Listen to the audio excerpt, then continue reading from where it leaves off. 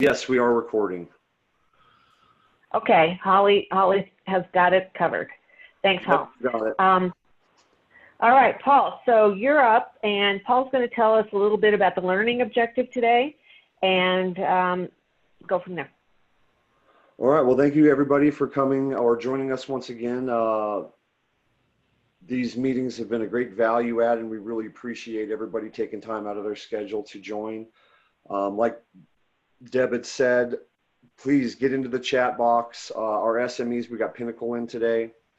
Not Pinnacle, excuse me. Yeah, I'm sorry. We have Pinnacle in today, and so we've got a great discussion. Get into the chat box. Make sure that you get your questions out there, because more than likely others have questions that you all have.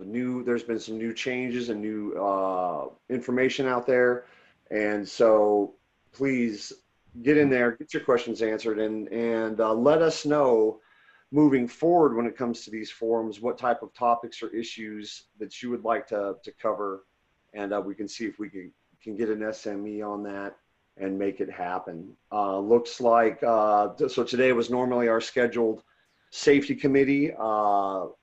We've decided that this kind of topic went, so it was nice to have them in.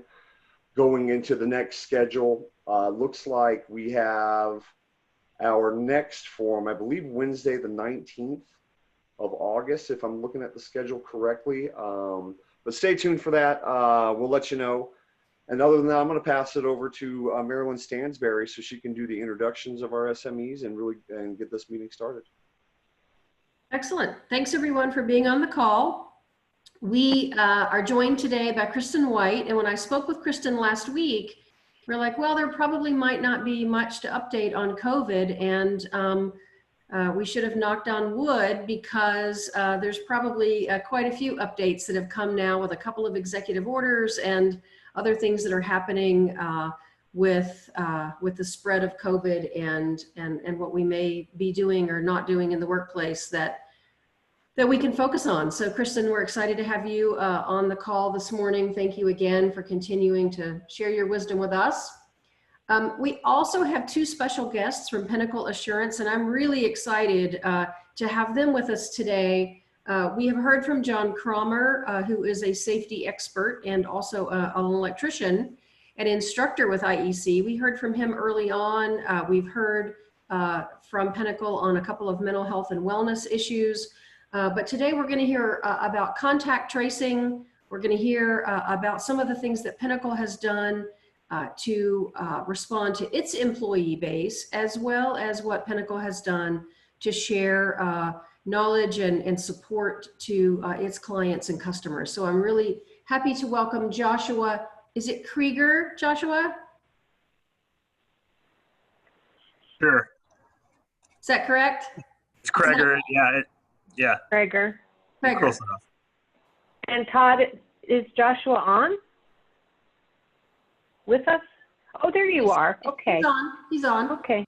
And Todd, I only can see a little part of your name. Sorry about that. I'm going to try Fabian. Perfect. Ah, well done. 50%. I did okay. Right. All right. So if it was baseball, I'd be doing all right, right? Anyway, so I'm going to turn it back over to Deb. I just want to thank all three of you for being on the call this morning. And I am sure that there are going to be lots of questions that will come up. So please do use the chat or raise your hand if you're on video, so that we can make sure that we get everybody's questions answered. Deb, thank you for being our moderator and facilitator this morning, and I'll let you turn it over from here. Thank you, Marilyn. As Marilyn said, you could also raise your hand if you need to get my attention, and so that means that we would have to see you. And I'm hoping that as many of you who are I see your names, if you're comfortable being on with yourself, we'd love to see you so I can get a better sense of who has an issue and who doesn't. With that, let me tell you about today's topic, which Marilyn spoke on as she made her introductions. We're going to talk about what's new from federal, state, and local impacts. We're going to talk about what's top of mind right now and what are the things we need to to know and things that we need to do as business owners? And what do we need to understand about the latest safety protocols and workplace response to the pandemic, especially as it impacts workers' compensation? So I am going to tee it up with Kristin because we did get some new information and new changes to the executive order from the governor's office about face coverings and teleworking. So Kristin, take it away. Tell us about those impacts and what the implications are for companies and in the workplace. Yeah, sure. Good morning, everyone. We saw a letter come out from, we'll just jump right in because I know we've got a lot on the agenda today. Saw a letter come out from the governor's office talking about for businesses to try to telework as much as possible and keep people at home. We think this is being done in order to try to prevent, hopefully another full shutdown. We've heard from the Denver mayor, he's been a little more aggressive in his speech about, if we don't start seeing better numbers, he may shut Denver down. So I think that's, Governor Polis's first step is, can we get voluntary compliance, sending people back, keeping them working from home if they can. At the same time, we saw the mandatory mask requirement come out, requiring it in all businesses and public places at the same time. So, we think this is the steps to try to prevent it, see if we go to another shutdown. At the same time that we had that on the state level, I want to make sure everyone saw the CDC, changed their guidance on the return to work numbers. So we had been dealing with that if you had symptoms, that it was a 10 days since your onset of your symptoms and 72 hours without a fever, without meds. And that's really what we've been operating from for a while. So the CDC just moved that from about a week or so ago from 72 hours to 24 hours. So now you're dealing with 24 hours without fever, without medicines, 10 days since the symptoms onset, and then also that your other symptoms have improved. And that's always been one of the triggers. So that's one of your strategies. And they're really encouraging that as opposed to negative tests. Because one of the things that we get asked a lot is by people is, well, he was sick, but now he's had a negative test, or he was exposed. Usually it's been exposed. He was exposed, but he's had a negative test. Can he come back to work? And the answer is no to that. So the exposure period, and it's hard because if someone's exposed, but they don't actually develop COVID, it's a 14-day exposure period for that person. And so we've actually seen cases where someone who presents positive with COVID gets back in the workplace sooner than someone who's been exposed, because that exposed person never actually developed symptoms. And it's a 14-day period for them. So that was one of the things that the CDC talked about was, getting tested negative on day 7 or day 8 of your exposure doesn't cut off this exposure period. So just something to keep in mind. We've put together internally here a chart for ourselves that is a little so complicated. I don't think I would share it outside of our firm, but we've used it as our cheat sheet, which has been, exposed with symptoms, exposed without symptoms, negative tests, positive tests, to try to break these down because there's just so many scenarios, and it is a little complicated. So I at least wanted to share that, when you get these exposure cases or positive test cases, it's worth, even if you've been dealing with it like we all have since, March or April, go and check the latest guidelines and make sure that you're following that. The last thing I wanted to mention really quick, because I know we've got a lot to cover here, is everyone, saw where the governor in mid-July signed the Healthy Families Sick Leave Act. So, right now in Colorado, we are governed currently by FFCRA, the Families First, which is the federal legislation. So what the state legislation did is it made the federal legislation applicable to all employers in Colorado, which, if you were a smaller employer, meaning below 500 employees, you've likely already been following FFCRA. If you are an employer over 500 employees, you weren't worrying about it. Now you have to. So from now until the end of the year, it applies to everyone. A couple things that have come out because the Colorado Department of Labor and Employment has put out 2 sheets on this paid sick leave law. So that are, I think they're helpful. We should have formal rulemaking that should come out by the state group, by the State Department of Labor, but at least they've put out some info sheets. And a couple things that they've said on those that I think is important is, one, we had what was called HELP here in Colorado, which was the emergency paid sick leave that started in March with the 4 days, didn't apply to construction, but it slowly was evolving and had gotten up to 80 hours. So HELP ended when FFCRA went into effect in mid-July. But what they've said in the info sheet is if you've given someone sick leave for COVID reasons under the HELP law in the last few months, you can take that technically as like a credit against what you have to give under FFCRA.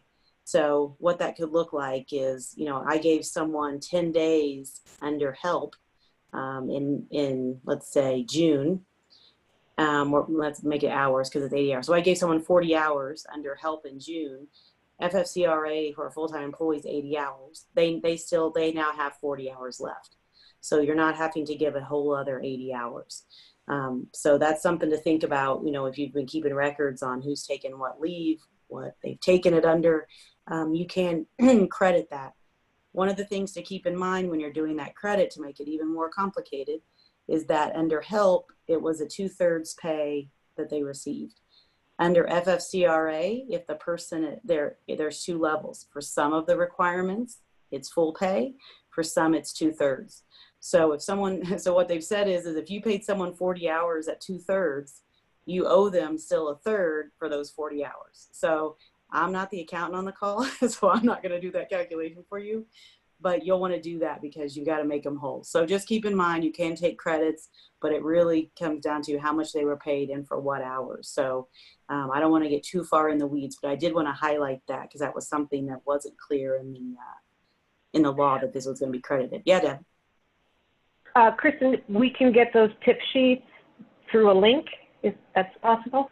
Yep, I'll make a note to send to Holly because it's on the CDLE website for the info sheets. Yeah, and I thought that those were they were helpful to kind of try to help break down what's in this law, because the law's got a lot of information in it and a lot of particulars as far, especially for the paid sick leave that goes into effect 2021. So I just want people to know it's, different stages. We're dealing with one set of sick leave law for the rest of 2020. Now we're going to, and then when 2021 starts, if you're over 15 employees, you've got a different set of paid sick leave laws you're going to be dealing with. So just be aware of that. And Marilyn and I have talked about doing a separate presentation, on these sick leave laws. So we won't get too far in the weeds, but just to let people know we will have changes coming again. This isn't going to be what's forever, but at least let's talk about where we're at now. We know we can count on that. There are a lot of questions still, and we'd love your perspective on this, Kristin, about airplane travel. If an employee travels on a plane, should there be a work from home period after their return? What should that time frame be? Any guidance on that?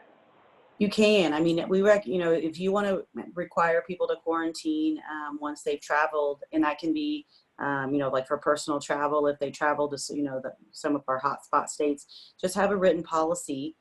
So you're giving the employees notice that, that's what the guidance is that if they choose to travel there, then they're going to need to, either quarantine or work from home when they return. So, we've definitely seen policies like that. But just make sure you've got it in writing and you're applying it consistently. Okay. The other question that's a burning question right now is, with kids potentially returning to the classroom settings while parents are at work, what is the expected impact on the workplace? What do employers need to know? Is there anything at this point that we can really determine? It's a really good question. That's one of the leave provisions under the FFCRA, the Families First, that's in effect right now, is what's called emergency FMLA leave. And that applies to all employers regardless of size. So even if you're small, you're not subject to FMLA. You're still subject to the EFMLA that's under this Families First law. The only provision under that that kicks it in is that the child care is unavailable. And the DOL has said that means that if school is closed, even if we are doing remote learning, if the physical school is closed, that triggers the requirements for EFMLA, which is a 2/3 payment to the employee. It's not a full pay, but it's a 2/3 payment for full time. So that's something to keep in mind, that, yeah, if we go back, you know, and I know right now I'm in DPS, we're delayed 2 weeks now.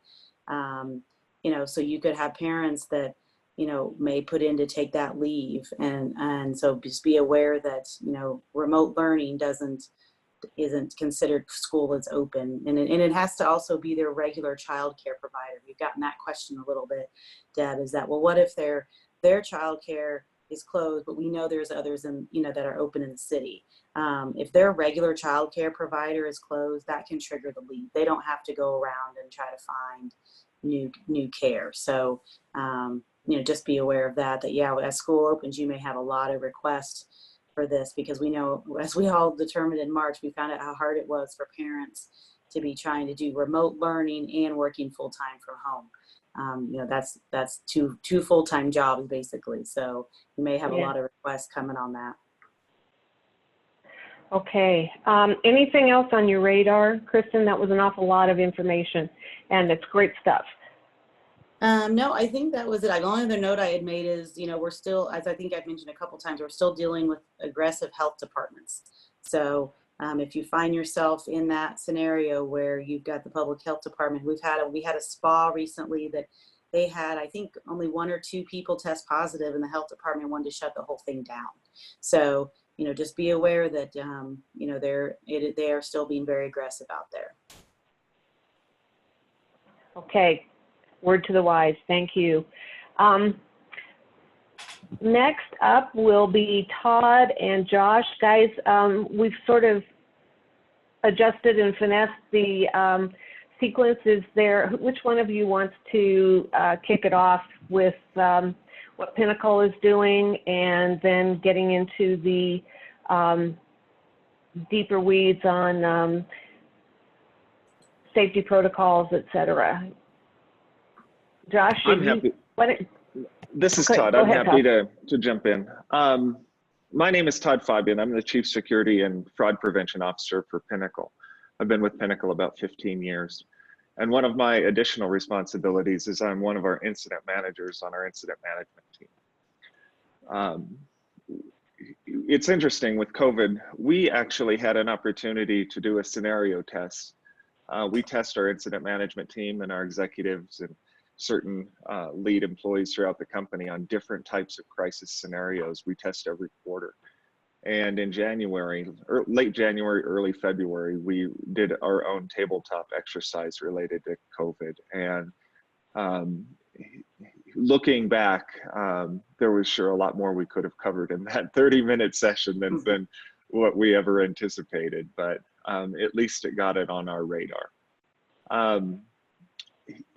After that, when we started to see it spread through the United States, it wasn't in Colorado until a Friday night, and there were 2 cases. There was one out of the Mountain Corridor, Vail Valley, and then another out of Douglas County, cruise ship related.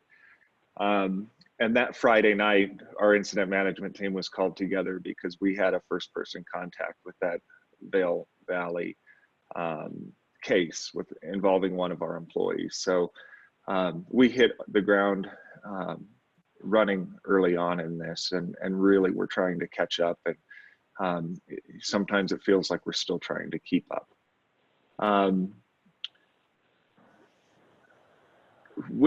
Our incident management team is governed by our chief legal officer, and then with 2 incident managers. And when we went into COVID, we split into 2 different categories. I took our incident response. What is the day-to-day things that are coming at us quickly? Our building reentry, are we staying open? Are we closing? How are we screening folks coming in? I took that aspect. And then with a company like Pinnacle, so many projects and initiatives underway throughout the organization. Kelly Lutinsky, our chief risk officer, took what we call business continuity, and her focus really was on what are the things that we need to start doing right now because of a COVID environment that we hadn't done before? What are the things that we're able to continue doing that we did before, and we seem to be able to hold steady and keep those going. And then what are the certain things, initiatives, projects, etc., that were just unsustainable? We had to pull a full stop on them. And then she's been managing forward in that aspect to manage and monitor timelines and determine criticality. Pinnacle was fortunate in that we have a strong work from home and remote technology capability. We had never worked entirely remote, but early on when we realized how quickly COVID was coming, what the potential for an exposure would be inside of a building that houses about 400 to 500 people on any given day, we quickly decided to close the building, but for critical operations. And those critical operations were inbound, outbound mail. At the same time, we were working, following CDC recommendations, watching Colorado Department of Public Health, writing infection control plans, like I said, determining what our critical functions were, and then starting to anticipate, when will we be coming back to the building and what would that look like in this new environment? And then getting on our radar as quickly that we could pivot to build some field reentry plans. And I can speak to any one of those as we have time or if there's specific questions. Josh and I thought we would share a little bit on contact tracing. I don't know how much folks know about contact tracing. So I'll cover just some general information related to contact tracing, and then Josh can talk about our customer approach and focus, and then also some technology out there that's available. So contact tracing is essentially, it's an investigation. In general, it's an investigation to identify people who have an infectious disease, to either trace backwards or forwards to determine who else they might have had contact with, who might now be positive for that virus, or historically to determine where the original contact occurred. It's specifically done by Department of Health experts. It's typically involves interviewing folks, receiving information from physicians, working with employers on contact logs to backtrack as much as we can. Our challenge, one of our early challenges at Pinnacle was, we were receiving information related to many types of contacts. Like I told you, our first contact was a first person contact where our employee was in direct physical contact for an extended length of time with a person who tested positive days prior to that employee coming back there. And, that type of a first person contact is clearer when you're trying to determine, okay, what's my response? If the employee calls in, as this employee did, and had been on vacation for an amount of time, there's a likelihood, unless he was on vacation with our other employees, that our workplace is not affected. We just need to keep that employee out of our workplace to keep our workplace sanitized or clean from that event. And that was the case here. So he moved to self-quarantine, worked with his physician, kept our HR team involved, and that case never worsened. The other cases that we've had some interesting challenges with are what we call either a secondary contact or a contact of a contact. And these are coming at us quite often, which is a contact with a person who was recently in contact with someone known to have tested positive or believed to be. So they're believed to be, and they're experiencing symptoms. But it wasn't where our employer, the person that we were working with, had a direct contact, but the question is, okay, how do we handle this? And it really has come to our narrative of the investigation that we conduct as to how we move forward from our incident management, our legal, and our HR team. And I'll give you two examples that we experienced. So we had an occurrence where we had a vendor in the building on a Tuesday afternoon. He had been at other locations earlier in the day. He was there for about 30 minutes at our location. We then received a call on Thursday from that person, that vendor, who said, I was in your office on Tuesday afternoon, and I learned that another customer location that I was at Tuesday morning, the person I was working with there now tested positive for COVID. The vendor said he was not symptomatic. He was wearing PPE at both locations, the previous one where he was in contact, as well as at our location. You know, in our investigation, it determined he was at our location less than 30 minutes. Physical distancing did occur, and all folks were wearing PPE. And then, you know, so we're trying to anticipate and understand how to manage that occurrence. And do we have a responsibility to notify our employees that we're in contact? What's the, you know, what are the obligations we have to those employees? And then how quickly can it run like wildfire when we start to, you know, share information, or an employee realizes that another coworker might have had a contact. So that's a challenge that we've had. Another occurrence, employee working in the office as a critical worker called on the one morning and stated that her adult daughter, who lives with her and her family, had told her that her mother, told our employee that her boyfriend tested positive for COVID and is sick. The employee wasn't experiencing any symptoms, nor was the daughter. In that circumstance, we went with the self-quarantine. The employee was able to work from home, never did develop symptoms. There is good guidance on from the CDC, especially from the CDPHE. There's requirements for field service employees under Executive Order 2028 that requires employers to have employees in field service work positions self-health check before they enter the field each day, and then also maintain what we can talk to as a contact tracing log. It's a documentation that simply would help if there was an occurrence of an exposure, that we find out 2 or 3 days later, as we did in that vendor example. You know, how do we know, or how are we quickly going to be able to share the information or look back? Okay, who was our employee John in contact with that day, and how quickly can we contact them or get that information to public health if it turns into a greater investigation? So there is some requirements out there that are in place under the executive orders, and they've also provided some tools that make it available. So let me stop there and pass off to Josh. Okay. And then yeah, I have a couple things I want to ask Todd, if I may. Does contact tracing help slow the spread? Are you seeing that? Or is it just too hard to tell?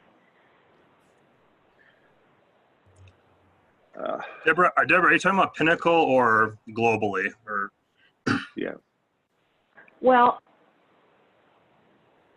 as Kristin always tells us, we have a very aggressive health department, and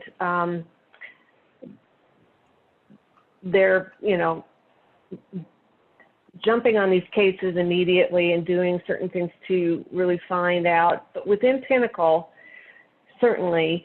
But if you have a perspective on, you know, within Colorado or the United States, that would be great to hear. And if you don't, it's okay too. We can figure that out later.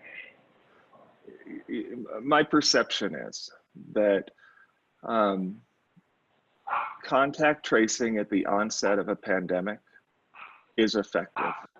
And it's effective if we go back to those first 2 cases in Colorado, and those first cases as they began to develop in the country, fast and rapid investigation and quarantine in those circumstances, aggressive action may have worked to slow. when we're at a state now where we have a significant number of cases, I don't believe that what we're trying to do is slow or stop the spread.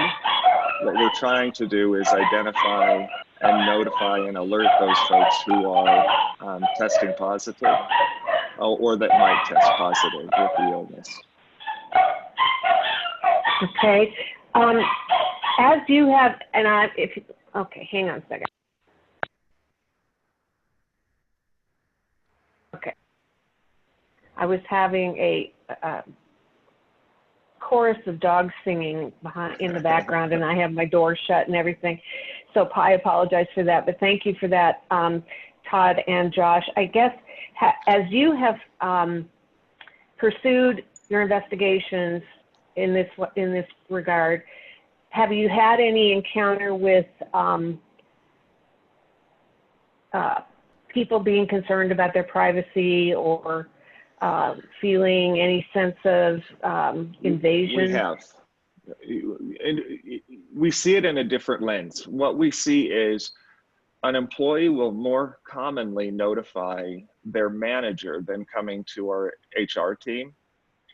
And the managers often trying to have consideration for the other employees may broadcast to the team of workers that, hey, so, Joe or Jim or, believes he tested positive. You guys all need to watch to make sure you don't get sick, or how quickly that spreads. And that has had negative impact on and negative perception on the originating employee.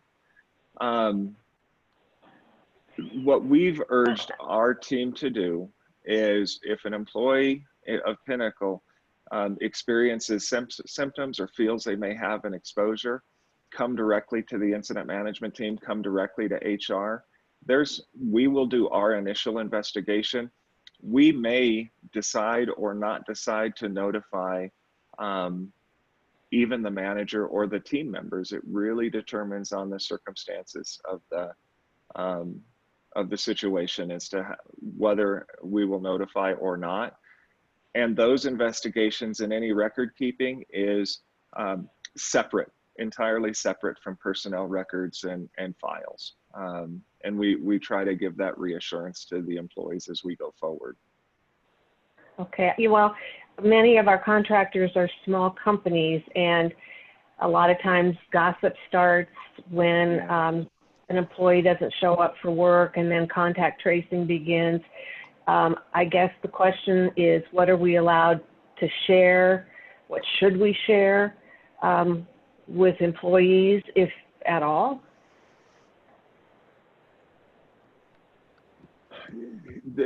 It's a fine line for privacy. Is it a HIPAA thing? Yeah, I haven't explored if it's a HIPAA thing specifically.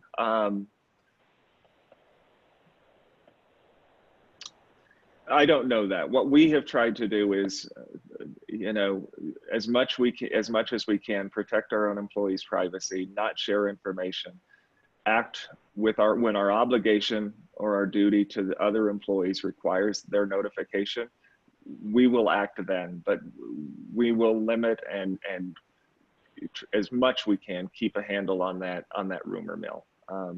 Hey, Todd, if I could sneak in real quick, because I actually, this topic came up on my team. So I have a decent amount of field employees on the safety side and the industrial hygiene side. And where it gets kind of sticky is the employees fine, but they have people at home who have medical conditions, or I have a few employees who have pre-existing medical conditions that make them highly vulnerable to the virus.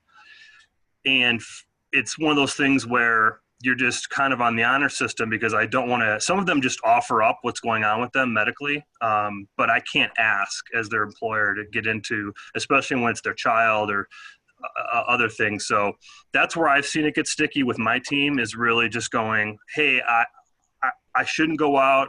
I can't tell you why. And then sort of working your way through that.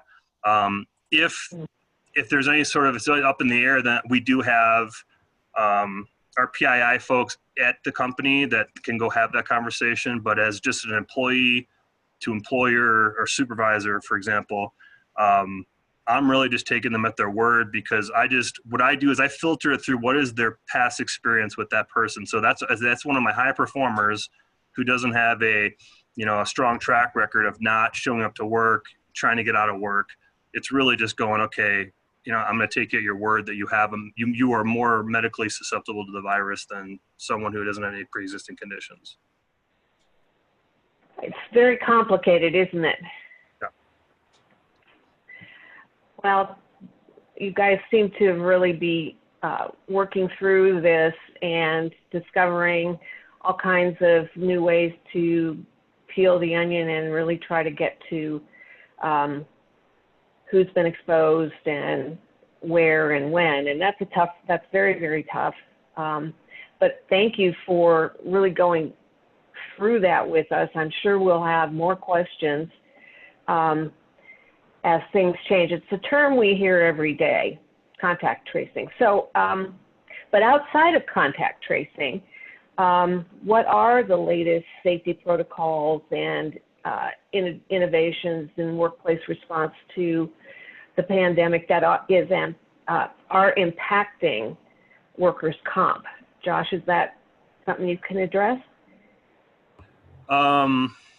So again, I've only been at Pinnacle for 4 months. I was the manager of safety for Denver Water for the last 4 years, and then I was in safety operations in oil and gas before that. So that, plus the fact that I'm not really the right person to speak on claims from a COVID perspective. What I can touch on is, we're seeing a lot of near misses, stuff that makes me very uncomfortable.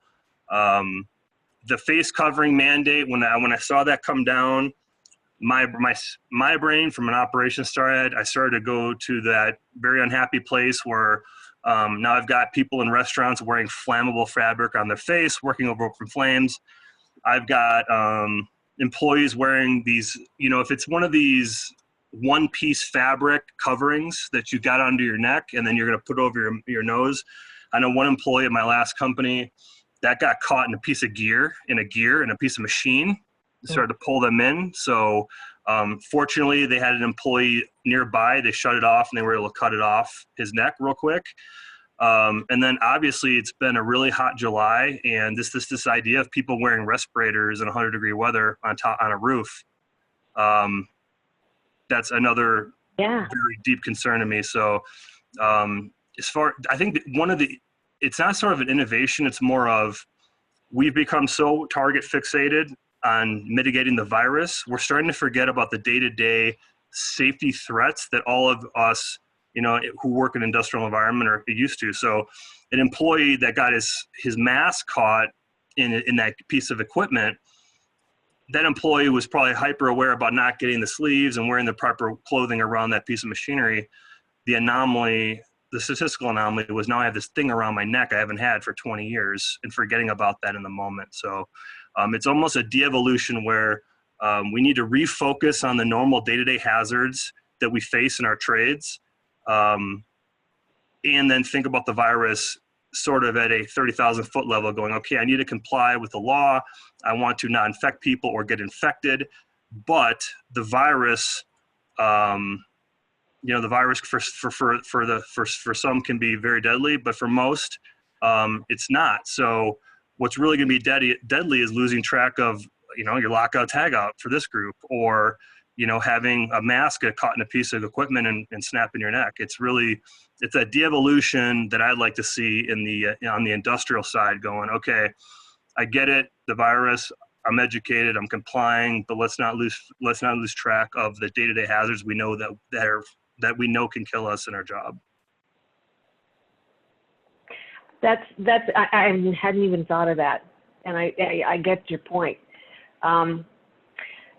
Anybody have any questions they want to ask Todd or Josh at this point?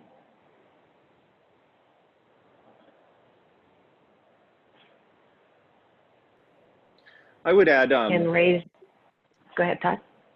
as I meet with our incident management team routinely, and the same thing that I continue to say, and we have to keep, as it relates to the pandemic, a lens on the two items that are necessary to begin to get us to a return to normal or return to pre-pandemic conditions. We have to keep our eye on that they are able to develop a vaccine. They're working on that, but that continues to be a distant future reach. And I think as we plan and we think to how our companies are responding and what's the environment, it won't happen quickly. And the second item will be that immediate widespread testing is happening, and that public health departments are fast in their contact tracing that we talked about, and they're able to isolate quickly. As we watch the public health orders and we saw the states begin to loosen their restrictions after shelter at home, and we saw some states see an increase in COVID cases. We will continue to watch the health departments. I would not expect to see the safer at home and even the face covering mandate. I wouldn't expect to see it reduced in the coming month or so. The governor's office is updating that order on a monthly, so we should hear something in the next week. Health departments have to continue to be able to absorb the effect of people being sick and coming in. And then as different geographic locations loosen their restrictions, get exceptions from state mandates, etc., we may see those items working to their benefit, and we also may see cases spike. And I think what you're going to see is for us is that difficult issue of what's Denver doing, what's the state doing, what's CDC recommending, because it's boiling all over the state. Some areas are better than others at managing it. Some of it just don't have the exposure of others. And we can expect to try to navigate these changing orders at all levels, I would say, for the coming months. And that will be our challenge, and just maintaining that tolerance and that ability to stay engaged and continue to look to our employees, keep them safe, as well as our families. Guys, Mary Ann has a question, and it really is about who has the ultimate authority over all of this. Is it the state, the county, OSHA, especially when it comes to safety with masks? I think me and Kristin might tag team this one. I'm not a lawyer. I just play one on Zoom. But this comes up a lot, right? And I'll give you one example. So we have customers who are subs on massive construction projects. And even though the mask mandate doesn't apply to outdoor work, the GC is mandating that the subs wear masks. And so they reach out to us. I don't get it. OSHA, yada, yada. And again, OSHA regulates respiratory protection. They don't regulate a cut up t-shirt wrapped around your face. On the other hand, it's the GC's job site. They're obviously ultimately responsible for safety. When you get into legal authority, and I'll let Kristin touch on this, but that's where it also gets sticky, because federal OSHA is different than what the mayor of Denver is going to decide is the law inside the city with regard to masks. And then jurisdiction to jurisdiction, it's going to look a little different. That's where I think the governor's mandate was a little bit more helpful, because it kind of brought some of that underneath a little bit more of one umbrella, but I'll let Kristin kind of touch on that a little bit. Yeah, no, thanks. I agree. I mean, I think it's one of those hard areas, because you've got, the state telling you that you have to wear a mask. So, from the OSHA perspective, I would not see them going against that, but at the same time, you've got other concerns like the heat, that's been mentioned. So, if you've got employees that are overheating on job sites, while we don't have a federal standard like California does on heat illness, it can still be cited under a general duty clause. So yeah, you've got at the same time balance that you've got a state order that OSHA, I don't, anticipate is going to interfere with. a lot of states are coming out with these mandatory masks, but at the same time, they're going to expect you to be regulating that, or, you know, managing it from the heat perspective and making sure that you're not overexposing yours. You know, as mentioned, as far as if you've got employees that get it caught in equipment, you know, you've got to be doing a hazard analysis to determine, okay, how do we operate safely with this mask requirement? So yeah, it's tough because you've got both you've got to be complying with right now, and how, you know, and figuring out from a hazard analysis how you're going to do that. That's Marianne, oh, go ahead. Go ahead, Josh. I was just going to touch on that. It's especially where it gets sticky is the indoor stuff, and I think it's just a conversation. You know, a lot of people are overcomplicating a lot of this stuff. And if I'm an electrician, I get sent to another business to perform a job. That person who hired me, who brought me into their business, under the executive order, they have to ask you to wear a mask or ask you to leave. But then you're looking at the job going, if I wear this, I could get really hurt or killed. And it's really, again, then you have to start to evaluate what is the risk, like the probability and severity of what could happen, and then having the conversation, does this electrical work really need to get done today? Obviously, you don't want to turn away business, but you have to, it's that stickiness. Understand that people, I've seen this overall tension of people are just making me wear a mask because they're trying to, wherever you lean on this topic.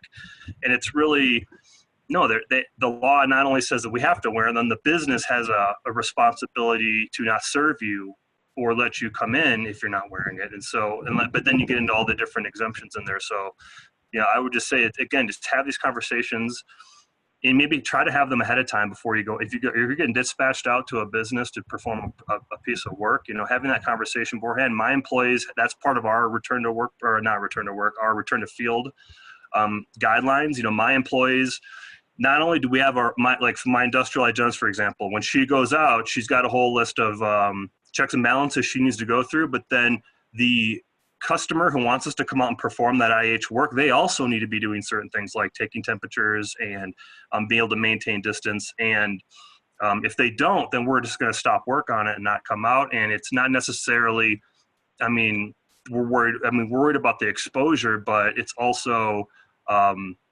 it's part of our guidelines. And so I have to find a way around that because I want to make the customer happy, but then I also need to fall within the same guidelines that the rest of the enterprise is set for everyone else. Yeah. Okay. Marianne, you're talking a little bit about Jefferson County. You want to share with us what you are seeing both inside and outside work where masks are being worn and that Jeffco is mandating that?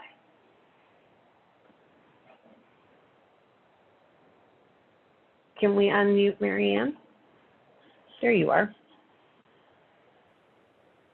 I guess we can't hear you. Yeah, she's unmuted. Yeah.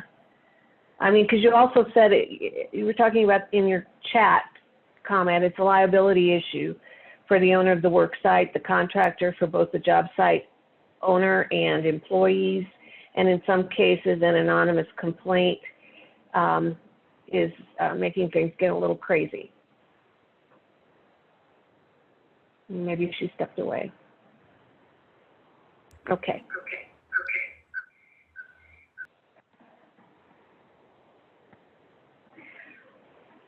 Anybody else have a question? I have one kind of come back around for Kristin. Is there yet any standard guidance for the number of days an employee should be working from home after air travel? Or have they not done any designation yet? So I don't think that there's, it really comes down to if you're going to determine that if they traveled, we're going to consider that an exposure, and then you're looking at that 14-day exposure period. So I think it would just depend on, that's what I've typically seen in policies, is they're just treating it that, okay, if you've flown somewhere, we're going to treat it that you were exposed. And so we're going to do the 14 days at home is what I've seen. Because I don't know how you would say we're only going to do 7 if, otherwise it's either treated as exposed or don't, basically. Okay, great. Marianne, you're back. Are you with us now? You said your phone disconnected. I think she's having connection problems. Oh, there you are. Okay. We just run into issues. We're caught in the middle. We do commercial work. You've got the owners that are trying to CYA, making sure everyone's wearing mask things. And then when we get there, we've got not only the owner concerns, we also have employee concerns. And in some cases, you get an anonymous complaint. We do work at a restaurant who they've said they got hit with an anonymous complaint, and the health department came down there and said you have to wear a mask even when you're outside. So we don't know which way is up anymore. We want to make sure our employees are safe. We don't want them overheating because we do a lot of outdoor work. So we're just and this kind is of in Jefferson, and this is in Jefferson Jeffco? County is mandate you have to wear a mask inside and out. That's came out this past weekend, I think it was. From the commissioners or? From Jefferson County. That's why Yeah, I asked. the Board of Commissioners, did they issue that?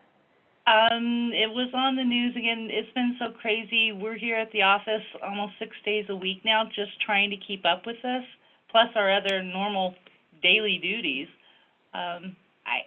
We don't know. We've got signs posted on our door. You have to wear a mask inside. Inside our office, we're supposed to be wearing masks, even though we're all in separate offices and social distancing. It's nuts. Josh? So Josh, you look like you want to say something.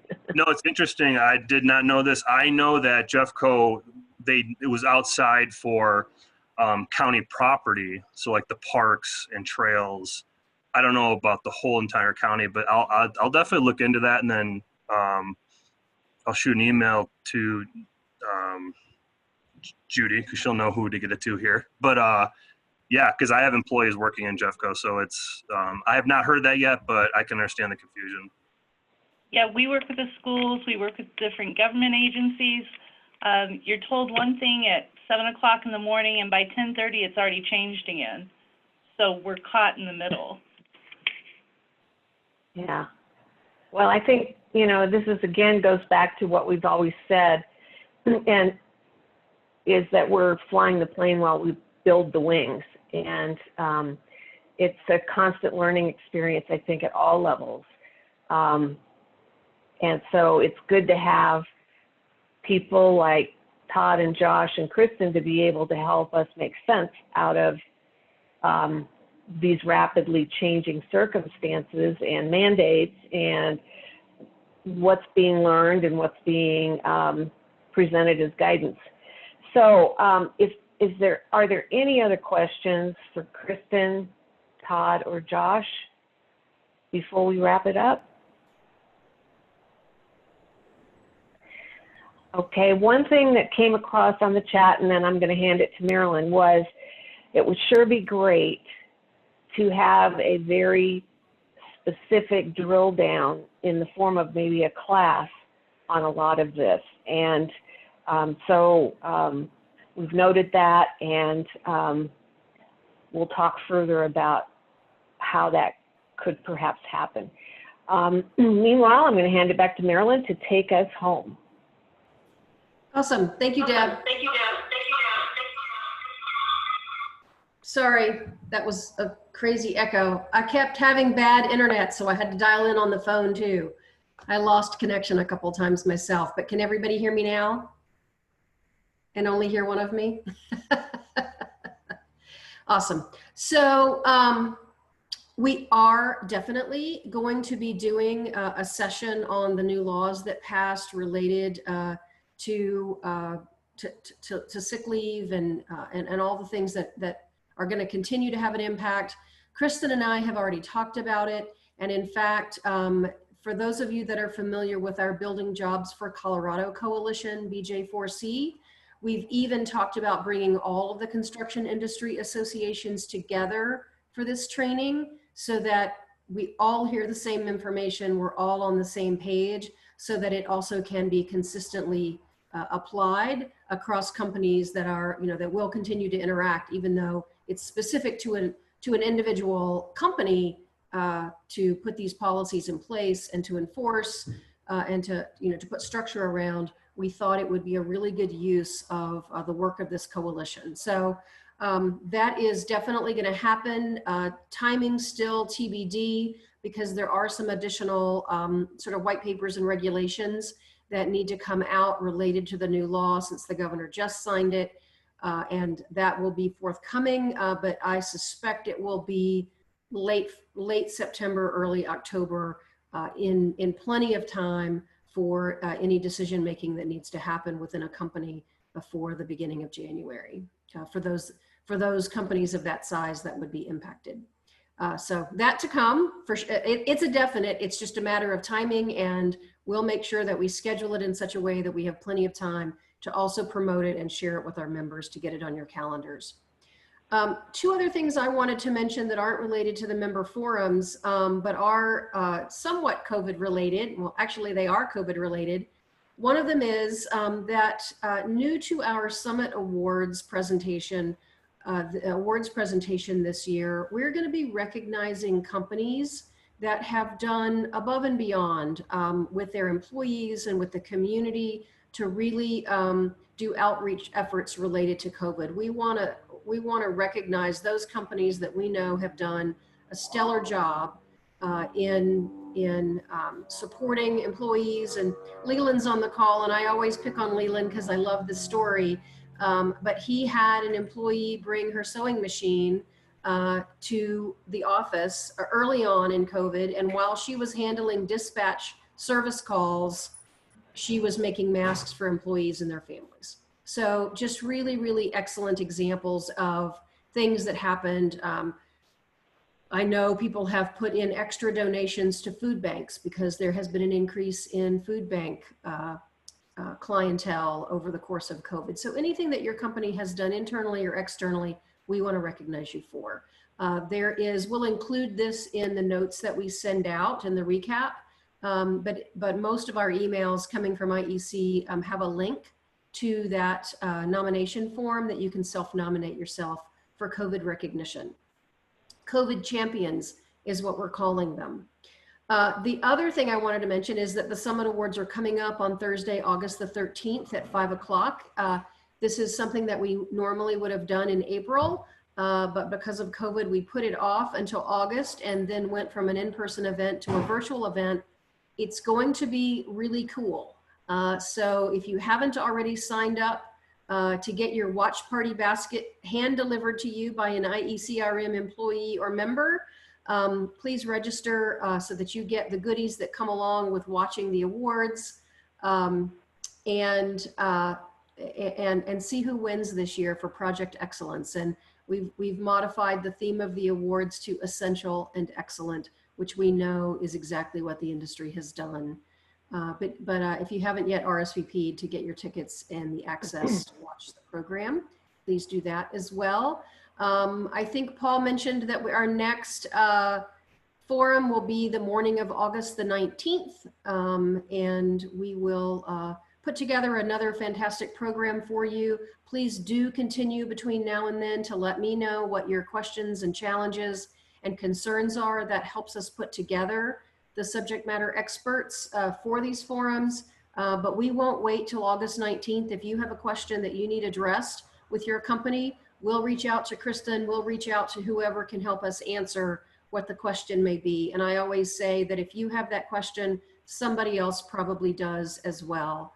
I just really appreciate Joshua, Todd, and Kristin for your knowledge and expertise today, and all of you for everything that you're doing throughout the industry. And we look forward to staying in touch with you. With that, we'll see you on August the 19th. If there's Marilyn, can I add one thing real quick? Oh, looks like Joshua has one other thing to add. Yeah, go Josh.